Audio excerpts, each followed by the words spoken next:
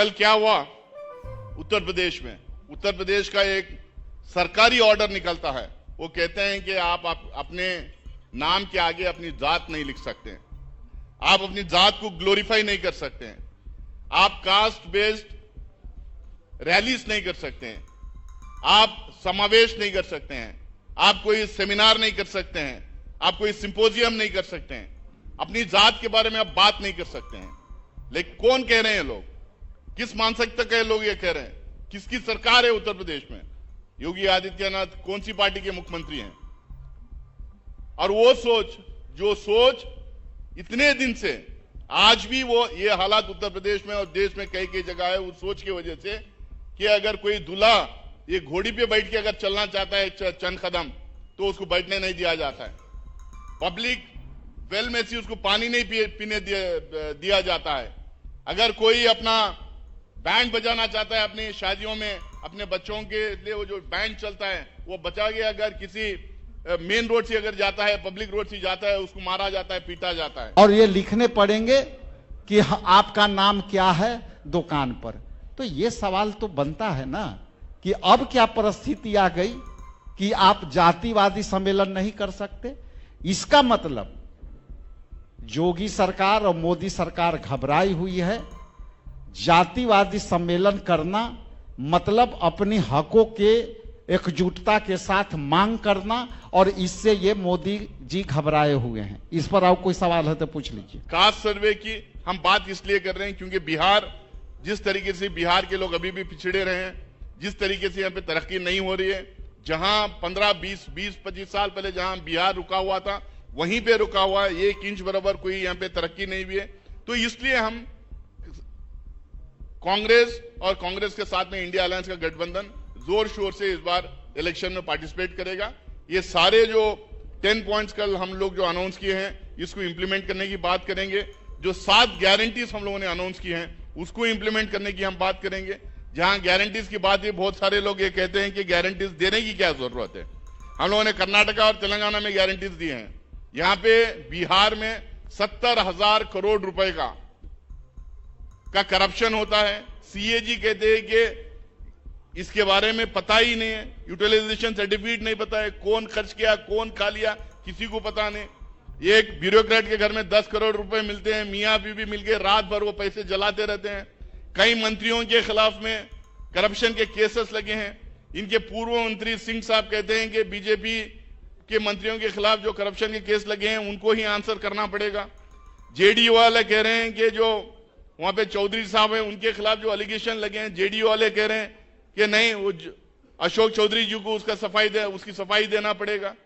2 important issues जो है देश के सामने 2 अलग अलग विचारधाराओं की तरफ से सामने आए। एक कांग्रेस और इंडिया अलायंस गठबंधन जो है उस विचारधारा की तरफ से ईबीसी के लिए एक बड़ा अनाउंसमेंट हुआ। हम लोग एक तरफ जो छोटे छोटे जातियां हैं, जो पिछड़े जातियां हैं, उनको लेकर हमारी क्या सोच रहेगी, उनको क्या सुविधाएं देंगे, उसको लेके एक रिलीज सारे इंडिया अलायंस के लीडरान द्वारा कल एक रिलीज किया गया। दूसरी तरफ उत्तर प्रदेश में सरकार की तरफ से एक ऐसा ऐलान आया, ठीक इसके अपोजिट एक ऐसा ऐलान आया। तो मुझे लगता है कि अगर मैं एक पॉलिटिकल एनालिस्ट होकर अगर देखता हूं उसको, एक दिन में 2 अनाउंसमेंट जो हुए, एक बिहार में एक उत्तर प्रदेश में, उससे एकदम साफ दर्शाता है किस तरह से हमारे देश में 2 विचारधाराओं के बीच में टकराव है। एक तरफ जो हमारे कॉन्स्टिट्यूशन में और जो हमारे स्वतंत्र आंदोलन के जो हमारे नेताओं थे उन लोगों की जो सोच थी कि हम सर्वहारा समाज हम बनाएंगे, हम एक एगैलिटेरियन सोसाइटी बनाएंगे। हमारे कॉन्स्टिट्यूशन में हम लोगों ने लिखा है कि हम we will work towards an egalitarian society. Step by step हम लोग जो है उसके तरफ बढ़ेंगे और अल्टीमेटली एक एगैलिटेरियन सोसाइटी हम एस्टैब्लिश करेंगे। और दूसरी तरफ वो लोग हैं जो लोग इस एगैलिटेरियन सोसाइटी की तरफ बढ़ने की तो दूर की बात है, जो ऑलरेडी डिफरेंसेस हैं उसको मिटाना चाहती है, आइडेंटिटीज को मिटाना चाहती है, जो समाज में जो ऊंच नीच जो हो रहा है उसको मिटाने के बजाय उसको बरकरार रखना चाहती है। कल क्या हुआ उत्तर प्रदेश में? उत्तर प्रदेश का एक सरकारी ऑर्डर निकलता है।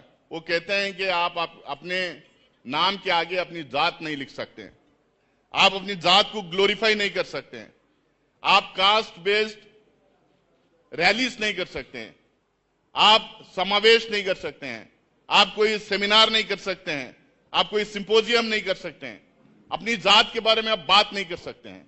लेकिन कौन कह रहे हैं लोग, किस मानसिकता के लोग ये कह रहे हैं, किसकी सरकार है उत्तर प्रदेश में, योगी आदित्यनाथ कौन सी पार्टी के मुख्यमंत्री हैं?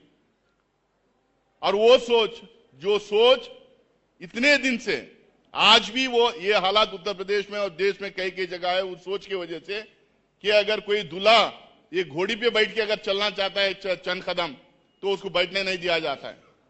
पब्लिक वेल में से उसको पानी नहीं पीने दिया जाता है।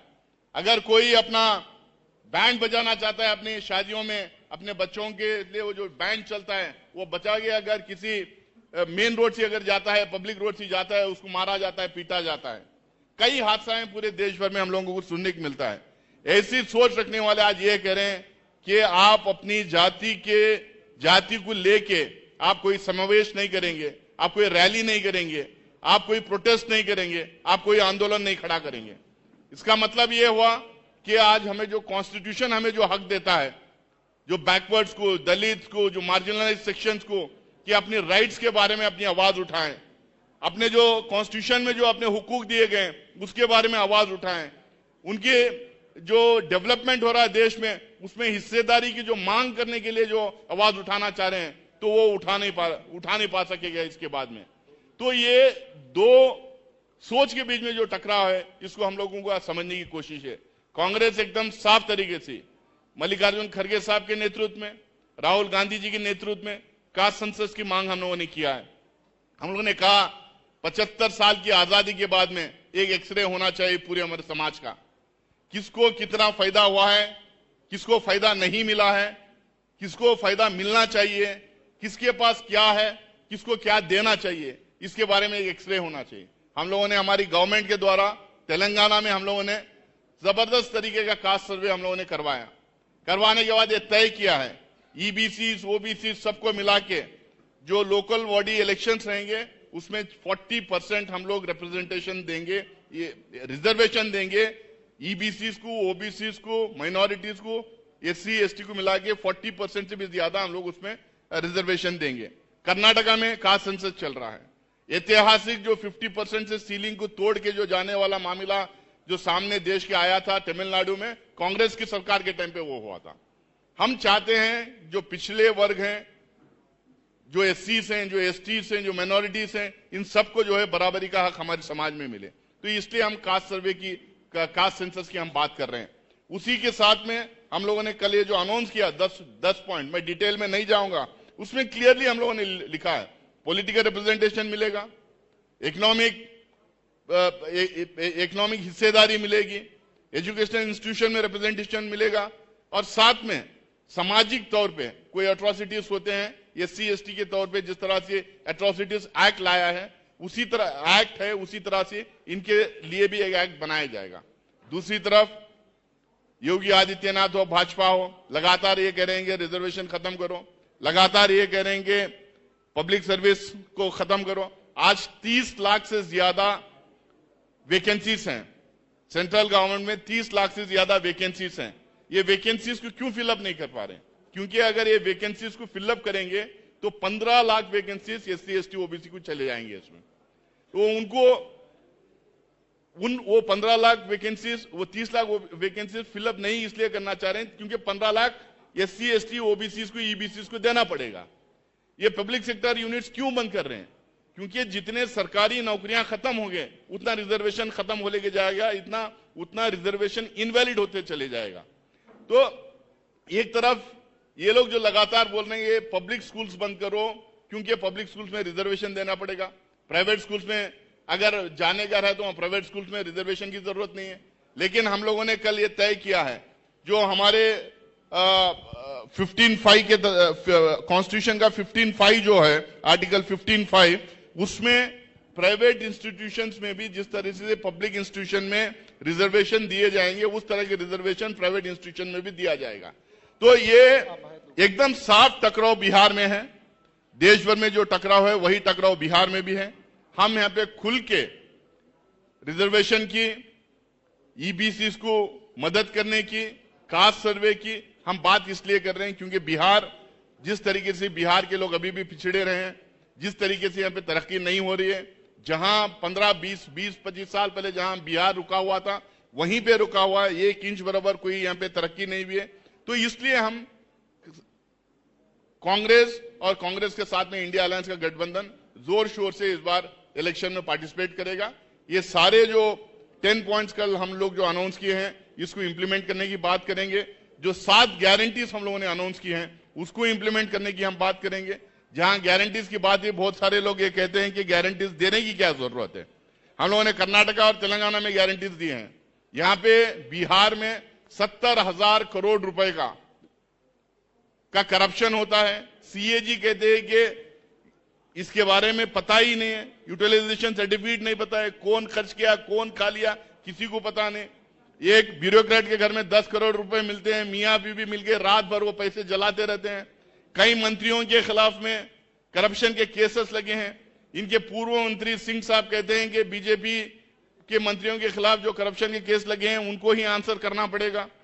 जेडीयू वाले कह रहे हैं कि जो वहां पे चौधरी साहब हैं उनके खिलाफ जो एलिगेशन लगे हैं, जेडीयू वाले कह रहे हैं कि नहीं, वो अशोक चौधरी जी को उसकी सफाई देना पड़ेगा।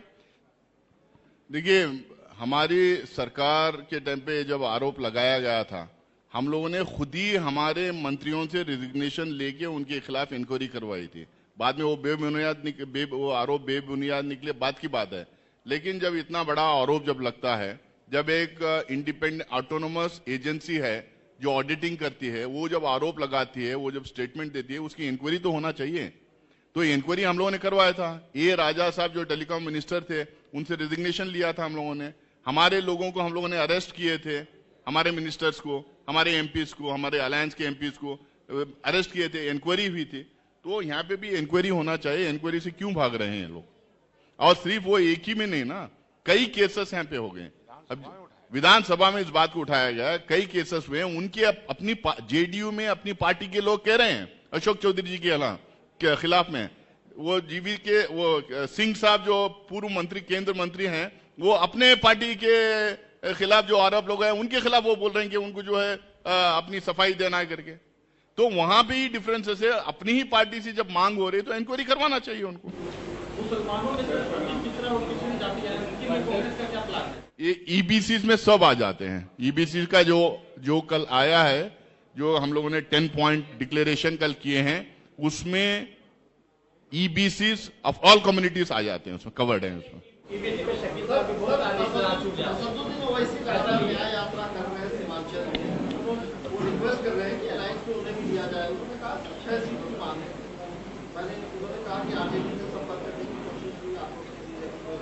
देखिए, इस डिमांड के बारे में हमें पता नहीं है। अलायंस जो हैंडल कर रहे हैं उनके पास आया है या पता नहीं, एटलीस्ट मुझे तो इसका कोई इल्म नहीं है।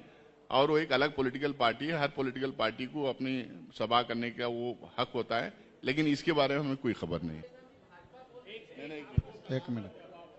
एक मिनट। हाँ, आपने कहा कि आप, हाँ, बेरोजगारी के, पहली बात तो ये देख लीजिए कि हम विपक्ष में रह करके हम अपनी भूमिका जनहित के मुद्दों पर लेकर के चल रहे हैं। और हमने, यदि हमारी सरकार बनेगी तो यहां 55 विभाग हैं, उसमें 4,49,000 हमारे पद रिक्त हैं विभागों में। तो सवाल तो आपको उधर पूछना चाहिए कि भाई आपके पास 55 विभाग है, आप 20 साल से सत्ता में हो, 11 साल केंद्र में हो, तो बेरोजगारी के लिए आप पद होते हुए 4,49,000 उसको रिक्तियां क्यों नहीं पूरी कर सकते? सवाल तो यह बनता है। अब रही बात बेरोजगारी का, तो आप हाल में देखे होंगे कि हम विपक्ष में रहते हुए आदरणीय राहुल गांधी जी के निर्देश पर हमने यहां रोजगार मेला लगाया बापू सभागार में, और हमने ऑन स्पॉट लगभग 24,000 नौकरियां दी। तो आपको उस पर भी सवाल करना चाहिए कि साहब आप तो विपक्ष में थे और बेरोजगारी मेला लगाने का काम हमारा नहीं, ये तो सत्ता पक्ष वालों का है। तो जब सत्ता पक्ष, जो चीज सवाल सत्ता पक्ष से होनी चाहिए और विपक्ष में रह करके अलग अलग 270 कंपनियां यहां बुला करके बापू सभागार में हमने रोजगार देने का काम किया और ऑन स्पॉट दिया, और आज जो है हम सुकून से कह सकते हैं कि हम रोजगार दिया। आप भाई साहब पूछ रहे थे कि नाम के लेके आप उत्तर प्रदेश के उन सवालों को आप हमको जवाब दे दीजिए कि यही योगी जी के सरकार, उन्होंने एक फरमान जारी किया था कि कौन सी दुकान में कौन से चीज पकौड़े पकेंगे या नहीं पकेंगे और कौन समाज के बेचते हैं, उनको नाम ऐड करना पड़ेगा अपनी दुकान पर। यह है याद आपको? ये लगाए गए थे कि साहब आप यदि खाने पीने का कोई दुकान खोलते हैं, शॉप में खोलते हैं, आप फुटपाथ पर खोलते हैं, किसी भी छोटे मोटे रेस्टोरेंट में खोलते हैं, तो आपको अपनी सब टाइटल वाले नाम लगाने पड़ेंगे और ये लिखने पड़ेंगे कि आपका नाम क्या है दुकान पर। तो ये सवाल तो बनता है ना कि अब क्या परिस्थिति आ गई कि आप जातिवादी सम्मेलन नहीं कर सकते। इसका मतलब योगी सरकार और मोदी सरकार घबराई हुई है। जातिवादी सम्मेलन करना मतलब अपनी हकों के एकजुटता के साथ मांग करना, और इससे ये मोदी जी घबराए हुए हैं। इस पर आप कोई सवाल है तो पूछ लीजिए। बहुत बहुत धन्यवाद।